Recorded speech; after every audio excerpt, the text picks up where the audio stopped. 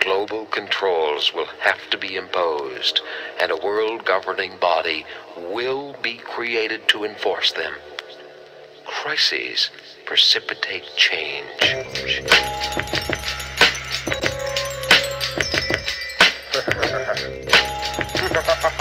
Secretly plotting your demise. I want to devise a virus. Hello everyone, Darko 2012 here with Global Government News, and this is part 2 of New World Order calls Iranian army terrorists. And this was originally going to be one video, but I just couldn't even really get through this article alone. It just I can't get it into one video. It's just not that easy, or not that simple of an issue. So I don't like doing little news bites.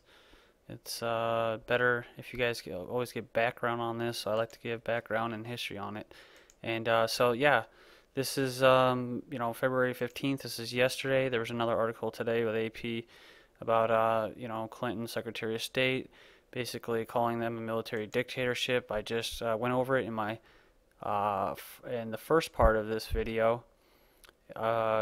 Basically explaining why they would be becoming a military dictatorship. And here in the United States, we technically have a dictatorship. The executive branch and the president can declare, cyber attack emergency and take over the internet to shut it down. The PD51, Presidential Directive 51, along with Rex 84, basically we are in a certain, to a certain extent, under martial law. Bills get passed, bailouts, stimuluses, and all kinds of just totally anti-sovereignty, anti-American bills and legislation can be passed in the United States. Pretty much like a fiat law, right? It's not even really law. They just go ahead and pass it, and they even if it doesn't pass, they just say, hey, we're just going to go ahead and force it anyways. So with that said, yeah, let's look at a couple articles that came out in the past couple days prior to this.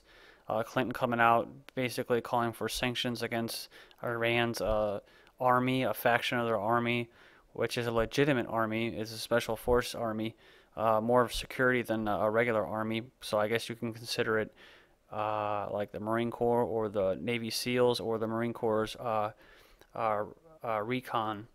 So this was from February 8th, 2010. Who wants to bomb Iran? Meet the men calling on Obama to launch airstrikes against the Islamic Republic. And of course you have Sarah Palin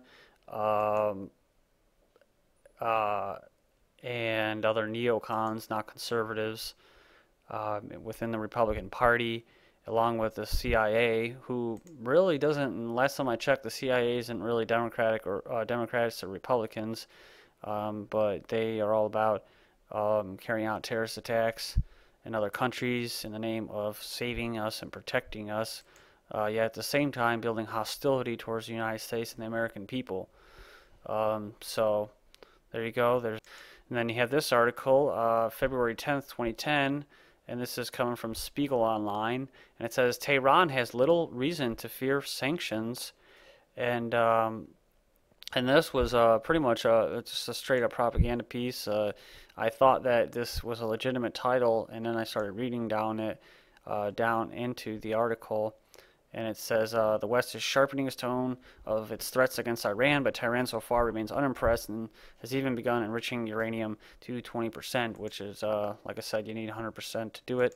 And a lot of their facilities and their infrastructure in doing that has been breaking down, been faulty, because a lot of parts they've been getting, they have to bypass sanctions and they have to go on the quote black market, where most of the materials have been put on the black market by the U.S. intelligence, which are bunk-ass parts. So they have that along with already existing sanctions that allows them to basically have a hard time even updating or getting bunk-ass parts for their outdated jets. but they are a threat, and they're at 20% enriching uranium. And yeah, so and it talks about the first sanctions were from 1979, and yeah. So let's move on to the next article. This is from August 15th, 2007, when it says the U.S. may declare Iran's Revolutionary Guard terrorist group. And it said in a move that would signal a more confrontational approach to Tehran, the U.S. is reportedly considering declaring Iran's Islamic Revolutionary Guard Corps a foreign terrorist organization. It would be the first time the U.S. has placed the armed forces of a sovereign government on its list of terrorist organizations. And and here you go right here, guys. This is Iran. U.S. set to label Revolutionary Guard as terrorist group, and this is from August 2007. And just a quick bite here. It says the White House's decision to designate the Iranian Revolutionary Guard Corps as a terrorist organization could deal a double blow to diplomatic efforts aimed at persuading Iran to help stabilize Iraq. Not only does the designation risk undermining the important yet limited talks between the U.S. and Iran, which are totally one-sided, right, in one way. It's either you do what you can to not defend yourselves against occupation, or we will try to economically just go to use economic warfare on you and use your own people, age discrimination, age warfare, using the young people against the old people. And it says, but it also may also negatively impact the next U.S. presidential's ability to seek diplomacy with Iran by further entrenching the U.S.-Iran relations in a paradigm of enmity.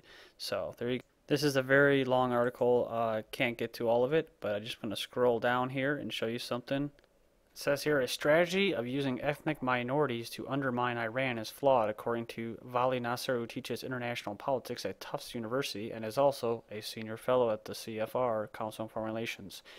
Just because Lebanon, Iraq, and Pakistan have ethnic problems, it does not mean that Iran is suffering from the same issue. Iran is an old country, like France and Germany, and its citizens are just as nationalistic. The U.S. is overestimating ethnic tension in Iran. The minority groups that the U.S. is reaching out to are either well integrated or small and marginal, without much influence on the government or much ability to present a political challenge. Look at this. You can always find some activist groups that will go and kill a policeman, but working with the minorities will backfire and alienate the majority of the population. They're referring to color revolutions, the Green Revolution. They're referring to provocateurs, the CIA and the intelligence and think tanks such as the CFR using these minority groups to go to these protests and start attacking these guardsmen, these revolutionary guardsmen. And if you don't believe me, the CIA and special operations communities also have long-standing ties to two other dissident groups in Iran. The MEK has been on the State Department's terrorist list for more than a decade, yet in recent years the group has received arms and intelligence directly or indirectly from the United States. So, moving to this next article, I'm going to fly through this, but not all of it. Iran says will respond to any new sanctions. President Ahmadinejad said on Tuesday any country that tried to impose new sanctions on Iran would regret its actions, and the U.S. and Russia voiced shared concern about Tehran's nuclear program. Ahmadinejad was speaking a day after U.S. Secretary Clinton sought oil giant Saudi Arabia's support to help win Chinese backing for additional sanctions. Clinton said a new round of sanctions should target Iran's Revolutionary Guards. Iran will retaliate, of course, if somebody acts against Iran, and a response will be definitely firm enough to make them regretful, Ahmadinejad told news conference without elaborating. And of course, they've been carrying out assassinations and bombings against their army, the Iranian Revolutionary Guard. It says in Washington, the White House on Tuesday would not rule out any options, including a military option for dealing with Iran's nuclear ambitions. I wouldn't rule out anything. And it says a joint letter from the U.S., Russia, and France expressed concern about Tehran's nuclear work, even though they said that the U.S. admits. Here you go. February 13th, U.S. National Intelligence Director Dennis Blair admits Iran stopped nuclear program in 2003. U.S. Intel Chief, Iran nuclear arms bid unclear. So there you go, guys. Thank you for checking this out.